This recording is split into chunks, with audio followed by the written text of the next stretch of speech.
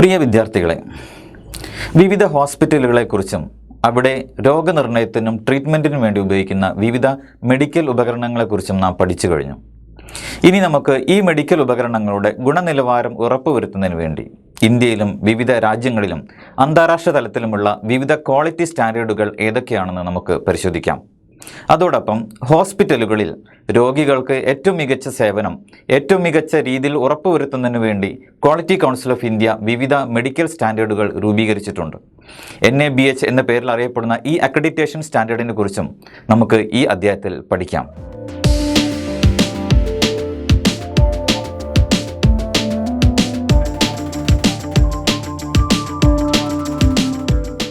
Biomedical ഇൻസ്ട്രുമെൻറ്റേഷൻസിൻ്റെ quality ആണ് നമ്മുടെ ഇന്നത്തെ ടോപ്പിക്. എന്താണ് ബയോമെഡിക്കൽ ഇൻസ്ട്രുമെൻറ്റേഷൻ?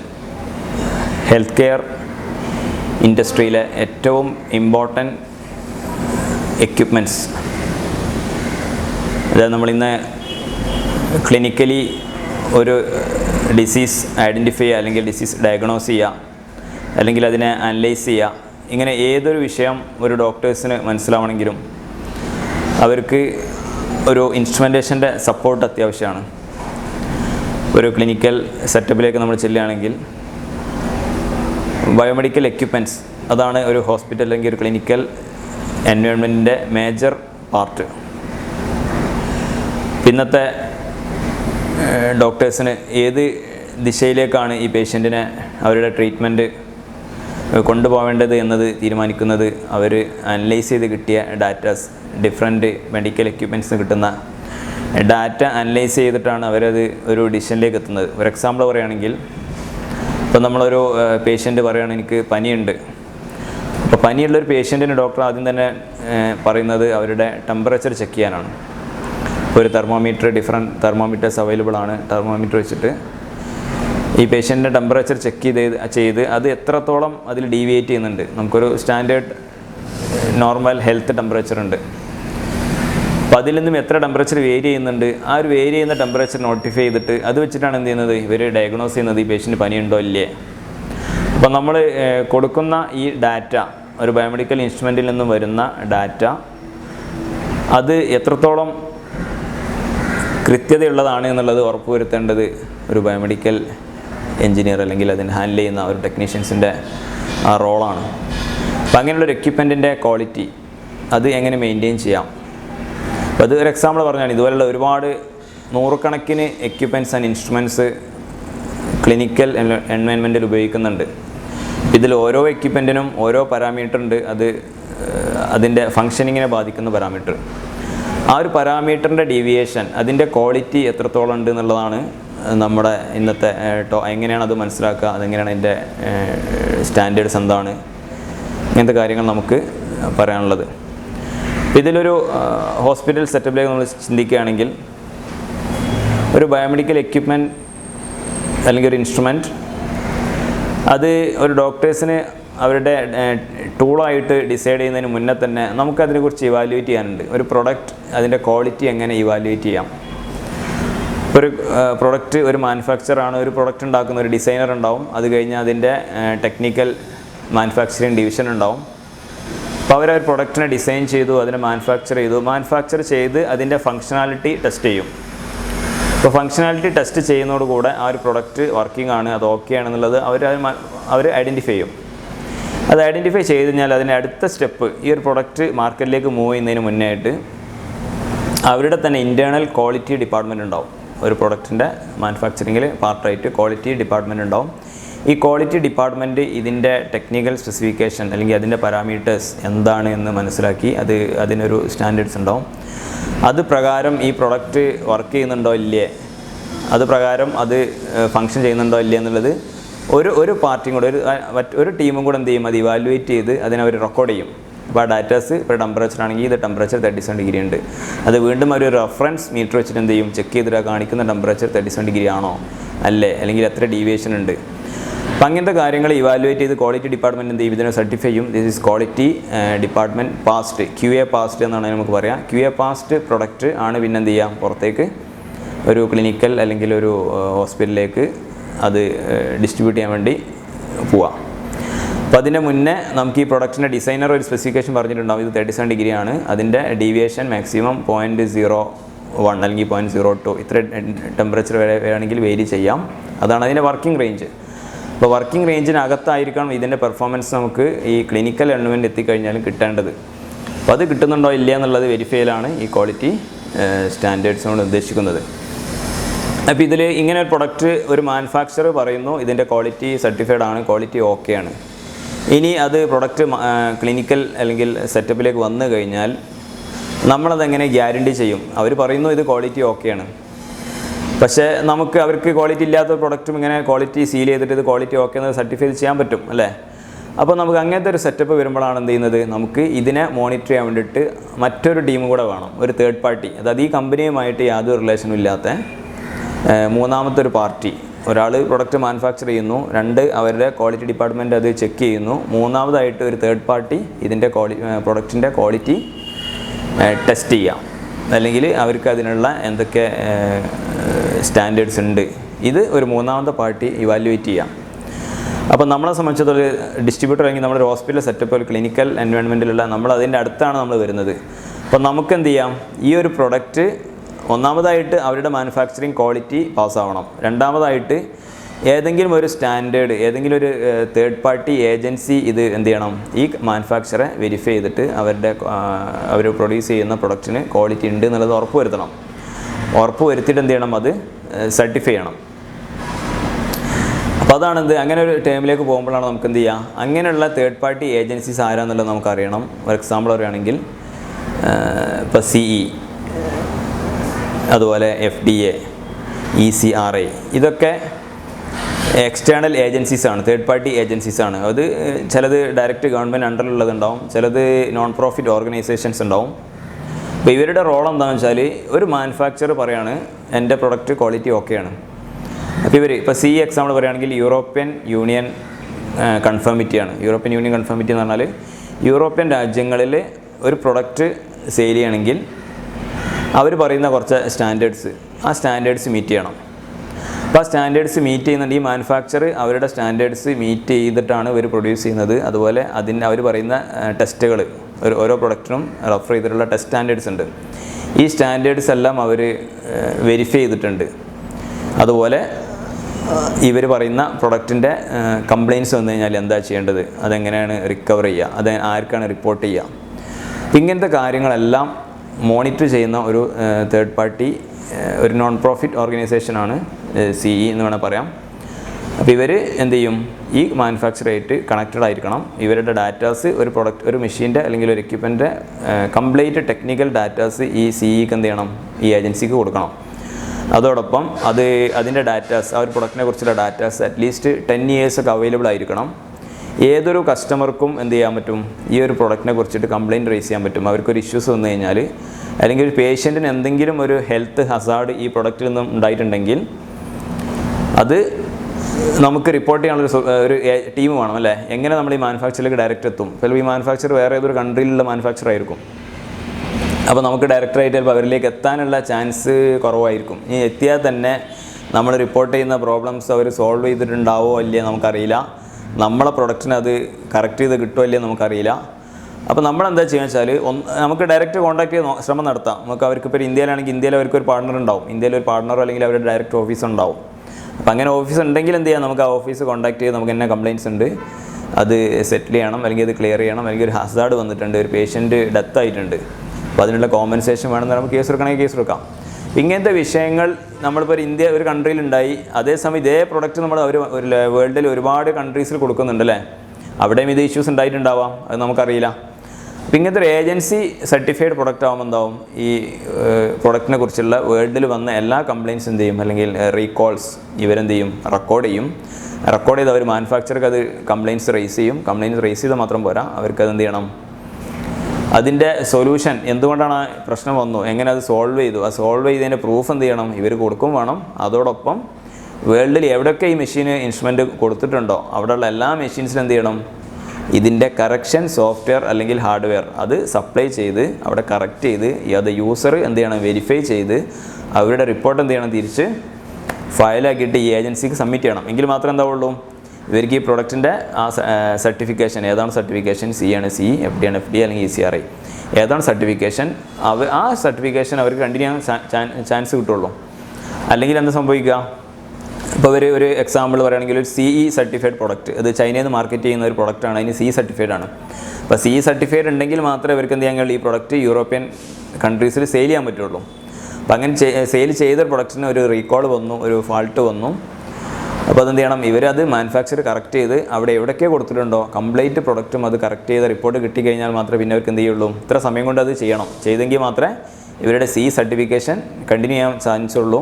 അതല്ലെങ്കിൽ അതെന്ത് ചെയ്യും, അവർ ഡിസ്കണ്ടിന്യൂ ചെയ്യും, ഇവർക്ക് ആ പ്രൊഡക്റ്റ് ആ കൺട്രിയിൽ പിന്നെ കൊടുക്കാൻ കഴിയില്ല. അപ്പോൾ അതേ രീതിയിൽ തന്നെയാണെന്ത്, നമുക്ക് വേറൊരു ഏജൻസിയാണ് FDA food and drug administration. അത് USAയുടെ ഹെൽത്ത് ഡിപ്പാർട്ട്മെൻറ്റ് അണ്ടറിൽ വരുന്ന ഒരു ഓർഗനൈസേഷനാണ്. അപ്പോൾ ഇവരുടെയും റൂൾസ് ആൻഡ് സ്റ്റാൻഡേർഡ്സ് ഇതുപോലെ തന്നെ ഇവരെന്ത് ചെയ്യുന്നുണ്ട്, അപ്പോൾ ഒരു പ്രൊഡക്റ്റ് അവിടെ USA സെയിൽ ചെയ്യണമെങ്കിൽ എന്ത് ചെയ്യണം, അത് USA FDA അപ്രൂവ്ഡ് പ്രൊഡക്റ്റ് ആയിരിക്കണം. അതായത് അവർ പറയുന്ന സ്റ്റാൻഡേർഡ്സ് പ്രകാരം ഈ പ്രൊഡക്റ്റ് മാനുഫാക്ചർ ചെയ്ത് എന്ത് ചെയ്യണം, അത് ടെസ്റ്റ് ചെയ്ത് അതിൻ്റെ റെക്കോർഡ്സ് മെയിൻറ്റെയിൻ ചെയ്ത് അതിന് റീകോൾസ് ഒന്നുമില്ല, കംപ്ലയിൻറ്റ്സ് ഇല്ല, വേൾഡ് വൈഡിൽ അത് സാറ്റിസ്ഫൈഡ് പ്രൊഡക്റ്റാണ്. ഇങ്ങനത്തെ സർട്ടിഫിക്കേഷൻ കണ്ടിന്യൂസ് ആയിട്ട് ഒരു മോണിറ്റർ ചെയ്യും. അപ്പോൾ നമ്മൾ ഡയറക്റ്റ് ഒരു മാനുഫാക്ചറോട് പറഞ്ഞാൽ ചിലപ്പോൾ അവർ കേട്ടോളന്നില്ല. അപ്പോൾ അതിന് പകരം എന്ത് ചെയ്യും, ഇപ്പോൾ USA ഒരു FDA പ്രൊഡക്റ്റ് ആണെങ്കിൽ അതിന് എത്ര വർഷത്തേക്ക്, 2 വർഷം അല്ലെങ്കിൽ 3 വർഷത്തേക്കാണ് FDA ലൈസൻസ് കൊടുക്കുക. അപ്പോൾ ലൈസൻസ് കൊടുക്കുക മീൻസ് ഇവരുടെ പ്രൊഡക്റ്റ് എല്ലാവിധ അവർ പറയുന്ന എല്ലാ ക്വാളിറ്റി സ്റ്റാൻഡേർഡ്സും ആക്സെപ്റ്റ് ചെയ്തിട്ടുണ്ട്, അത് പ്രകാരം പ്രൊഡക്റ്റ് ഓക്കെയാണ്. അപ്പോൾ നമുക്ക് എന്ത് ചെയ്യുക, കുറച്ചും കൂടെ വിശ്വസിക്കാൻ പറ്റും, ഈ ഒരു പ്രൊഡക്റ്റിന് ക്വാളിറ്റി ഉണ്ട് എന്നുള്ളത് നമുക്ക് എന്ത് ചെയ്യാൻ പറ്റും, വിശ്വസിക്കാൻ പറ്റും. അതോടൊപ്പം എന്തെങ്കിലും ഇഷ്യൂസ് ഉണ്ട്, മാനുഫാക്ചർ അത് കേൾക്കുന്നില്ല, നമ്മളെ കേൾക്കാൻ അവർ തയ്യാറല്ലെങ്കിൽ എന്ത് ചെയ്യാം, നമുക്കിതൊരു കംപ്ലയിൻ്റ് ആയിട്ട് FDA റേസ് ചെയ്യാം. FDA റേസ് ചെയ്താൽ FDA ഉടനടി എന്ത് ചെയ്യും, ഈ കമ്പനിയെ കോൺടാക്ട് ചെയ്യും. കോൺടാക്ട് ചെയ്തിട്ട് ഇതിനുള്ള ഈ പ്രോബ്ലത്തിനുള്ള സൊല്യൂഷൻ ഇത്ര ദിവസത്തിനകം തന്നിരിക്കണം, അല്ലെങ്കിൽ എന്ത് ചെയ്യും, ഇവരുടെ ലൈസൻസ്, ഇവരുടെ ഈ ക്വാളിറ്റി അപ്രൂവൽ ഇവർക്ക് നഷ്ടപ്പെടും. അപ്പോൾ ഇതാണ് ഈ സ്റ്റാൻഡേർഡ്സ് കൊണ്ട്, ഈ ബയോമെഡിക്കൽ ഇൻസ്ട്രുമെൻറ്റ്സ് വരുന്ന സ്റ്റാൻഡേർഡ്സ് കൊണ്ട് ഉദ്ദേശിക്കുന്നത്. അതുപോലത്തെ മൂന്നാമത്തെ ഒരു ഏജൻസിയാണ് ECRI. അതും ഒരു നോൺ പ്രോഫിറ്റ് ഓർഗനൈസേഷനാണ്.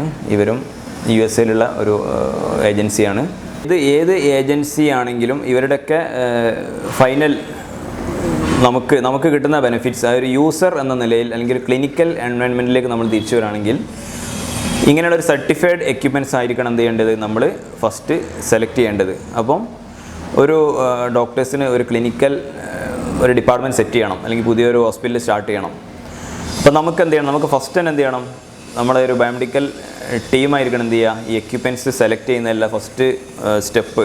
അതിൻ്റെ ക്വാളിറ്റി വൈസ് തന്നെ നമ്മൾ എന്ത് ചെയ്യണം, അത് മുന്നോട്ട് പോകണം. അപ്പോൾ ഈ സെലക്ട് ചെയ്യുന്ന പ്രൊഡക്റ്റ് അതിന് എന്ത് ക്വാളിറ്റി മീറ്റ് ചെയ്യുന്നുണ്ട്, എന്ത് സ്റ്റാൻഡേർഡ്സ് ആണുള്ളത്, അത് നമ്മൾ ഇനീഷ്യൽ സ്റ്റേജിൽ തന്നെ നമ്മൾ എന്ത് ചെയ്യണം, അത് തീരുമാനിച്ച് കഴിഞ്ഞാൽ മാത്രമേ നമുക്കൊരു പ്രൊഡക്റ്റ് അല്ലെങ്കിൽ അതിൻ്റെ ഒരു ഇൻസ്ട്രുമെൻറ്റേഷൻ്റെ ക്വാളിറ്റി നമുക്ക് മെയിൻറ്റെയിൻ ചെയ്യാൻ പറ്റുള്ളൂ.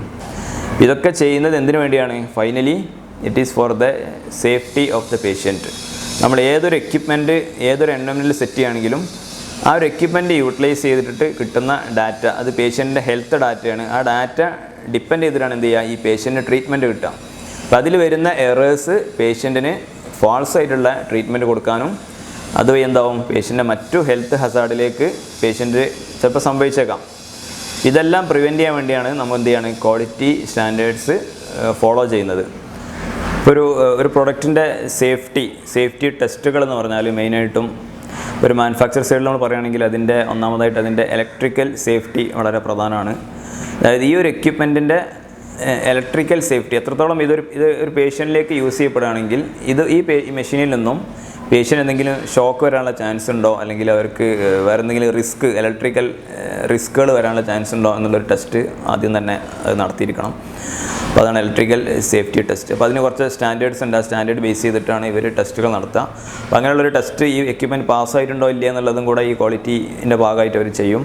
അതോടൊപ്പം അതിൻ്റെ mechanical fixing, mechanical fittings, mechanical safety, physical safety, പിന്നെ ഈ ഒരു എക്യുപ്മെൻറ്റ് നമ്മൾ ഉപയോഗപ്പെടുന്ന എൻവയോൺമെൻറ്റിൽ ഇതിന് ജനറേറ്റ് ചെയ്യുന്ന EMI ഇലക്ട്രോമാഗ്നറ്റിക് ഇൻ്റർഫറൻസ് ഉണ്ട്. അപ്പോൾ അത് മറ്റു എക്യുപ്മെൻറ്റ്സിനെ എന്തെങ്കിലും ബാധിക്കുമോ, അതല്ല അത് നമ്മുടെ പേഷ്യൻ്റെ അല്ലെങ്കിൽ നമ്മുടെ അതിൻ്റെ ഓപ്പറേറ്റേഴ്സിൻ്റെ യൂസേഴ്സിൻ്റെ ഹെൽത്തിനെ ബാധിക്കുമോ, ഇങ്ങനത്തെയുള്ള വിഷയങ്ങളെല്ലാം ഇതിൻ്റെ ടെസ്റ്റിൻ്റെ ഭാഗമായിട്ട് നടക്കേണ്ട സംഭവങ്ങളാണ്.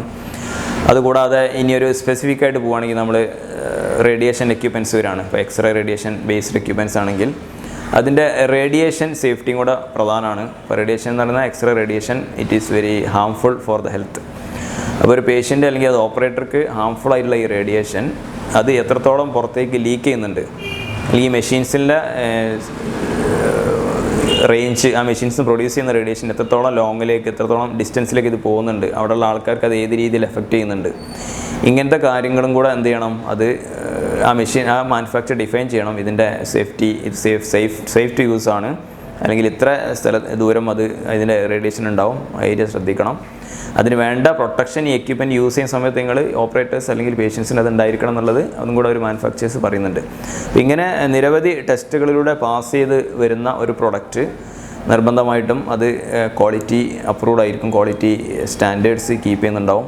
അപ്പോൾ അങ്ങനത്തെ പ്രൊഡക്റ്റുകൾ നമ്മൾ റെഫർ ചെയ്യണം. അതാണ് നമ്മൾ റെക്കമെൻഡ് ചെയ്തിട്ടാണ് എന്ത് ചെയ്യുക, അത് പർച്ചേസ് ചെയ്യുക, അല്ലെങ്കിൽ അത് ക്ലിനിക്കിലേക്ക് അത് ഉപയോഗിക്കാൻ വേണ്ടി യൂട്ടിലൈസ് ചെയ്യുക.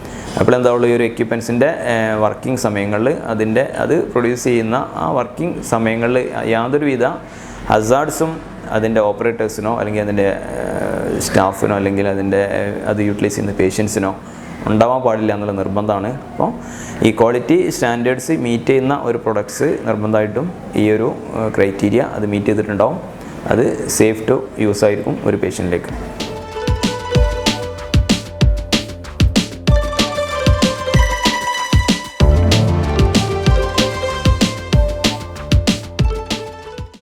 ഇന്ന് ഞാനിവിടെ സംസാരിക്കാൻ പോകുന്നത് NABH അക്രഡിറ്റേഷനെ കുറിച്ചാണ്. NABHനെ കുറിച്ച് സംസാരിക്കുന്നതിന് മുൻപായിട്ട് എന്താണ് ആരോഗ്യരംഗത്തെ ക്വാളിറ്റി, അല്ലെങ്കിൽ എന്താണ് ഹെൽത്ത് കെയർ ക്വാളിറ്റി, എന്താണ് അക്രഡിറ്റേഷൻ, എന്തിനാണ് നമ്മൾ അക്രഡിറ്റേഷന് പോകുന്നത് എന്നിവയൊക്കെ നാം മനസ്സിലാക്കേണ്ടിയിരിക്കുന്നു. ഒരു സമൂഹത്തിനോ വ്യക്തിക്കോ ഗുണപ്രദമായ രീതിയിൽ ആരോഗ്യ സേവനം നൽകുന്നതിനെയാണ് നാം ക്വാളിറ്റി കെയർ എന്ന പദം യൂസ് ചെയ്യുന്നത്. മേൽ പറഞ്ഞ സേവനം അത് എഫക്റ്റീവ് അല്ലെങ്കിൽ ഫലപ്രദമായിരിക്കണം. ഈ സേവനം ഫലപ്രദമാവണമെങ്കിൽ നാം കൊടുക്കുന്ന സർവീസ് അഥവാ സേവനം അത് എവിഡൻസ് ബേസ്ഡ് ആയിരിക്കണം. പിന്നെ സേഫ്റ്റി, അത് സുരക്ഷിതമായിരിക്കണം. പിന്നെയുള്ളത് പേഷ്യൻ്റ് സെൻറ്റേർഡ്, അതായത് രോഗിയുടെ ആവശ്യാനുസരണവും മൂല്യങ്ങൾക്ക് അനുസരിച്ചും ഉള്ളതായിരിക്കണം. ഇനി എന്താണ് അക്രഡിറ്റേഷൻ? മേൽ പറഞ്ഞ രീതിയിലുള്ള സേവനം നാം വ്യക്തികൾക്കോ സമൂഹത്തിനോ നൽകുന്നതിൻ്റെ ഒരു അംഗീകാരമാണ് അക്രഡിറ്റേഷൻ. ധാരാളം പ്രൊഫഷണൽ ബോഡീസ് ലോകമെമ്പാടും ഈ ഒരു അംഗീകാരം നൽകുന്നുണ്ട്. ഇന്ത്യയിൽ നമുക്ക് അക്രഡിറ്റേഷൻ നൽകുന്ന ഒരു സ്ഥാപനമാണ് NABH. ഈ ഒരു സ്ഥാപനം 2005 സ്ഥാപിക്കപ്പെട്ടത്. ഇനി എന്തിനാണ് നമ്മൾ അക്രഡിറ്റേഷന് പോകുന്നത്? അക്രഡിറ്റേഷൻ കൊണ്ട് 3 തലത്തിലാണ് നമുക്ക് നേട്ടമുണ്ടാകുന്നത്. ഒന്ന് വ്യക്തിതല നേട്ടം, മറ്റത് സ്ഥാപനത്തിനുള്ള ഒരു നേട്ടം, മറ്റത് രോഗികൾക്കുള്ള നേട്ടം. ഇവയിൽ ഓരോന്ന് നമുക്ക് വിശദമായിട്ട് പരിശോധിക്കാം. രോഗികൾക്ക് കിട്ടുന്ന ഗുണങ്ങൾ എന്താണെന്ന് വെച്ചാൽ അവർക്ക് കിട്ടുന്ന സേവനത്തിൻ്റെ ഗുണനിലവാരം മെച്ചപ്പെടുന്നു. യോഗ്യരായ സേവനദാതാവിൽ നിന്നുള്ള ചികിത്സ ഉറപ്പു നൽകാൻ പറ്റുന്നു. പിന്നീടുള്ളത് രോഗികളുടെ അവകാശങ്ങൾ സംരക്ഷിക്കപ്പെടുന്നു.